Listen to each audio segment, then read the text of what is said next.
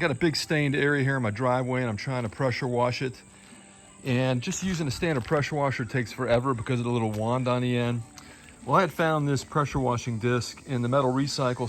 Somebody threw it away because it needed new O-rings. And I've already started, and I thought, why don't I share this? I had to take this fitting off first. It screws into this. I'll show you when I put it back together.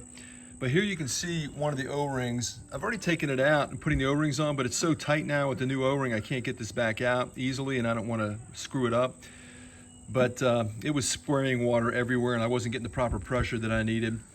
So it's super simple. I had some extra O-rings from an air conditioning project on my Mustang, and I just used those. They work perfectly, super tight, so that should keep it sealed, and I should get the appropriate pressure to clean the driveway. Here you can see where it was kind of putting a little pressure out, but not enough to clean it. So let me finish putting this together, or I'll show you, once I get this seated back in here, I'll show you the fitting that goes in that, and it should be good to go.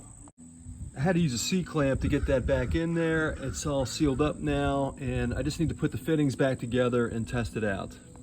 Everything's buttoned back up, and now I just got to connect the pressure washer, and hopefully it's going to help me clean this driveway. I didn't share how I reinstalled this fitting. It just takes a deep well socket, and this has a standard connection for, I guess, most pressure washers. You can see I used Teflon tape here. There was a plug here I took out, probably didn't need to, but I put Teflon tape on that as well. And I greased it with this Zerk fitting to make sure that it prevents corrosion. It's working properly with no leaking. Let me just show you real quick. It was leaking right around these seals here and through this fitting, but it still wasn't working properly, and I had to do one more thing. On the bottom, I had to remove these nozzles because they were plugged.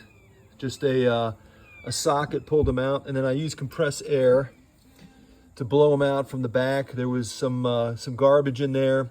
I also ran the pressure washer to blow whatever was left inside these tubes, and now you can see it's doing what it's supposed to do. So I don't know how much these cost. They're I'm sure they're not cheap. I'm sure they're not super expensive.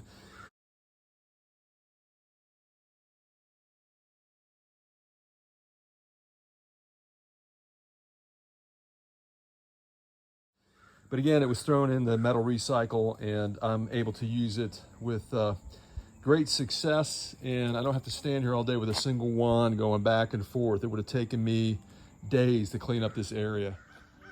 Don't forget, I always love those thumbs up, and I'll see you next time on Driving Intelligence. And don't forget to check out all my videos in my Don't Replace It, Fix It playlist.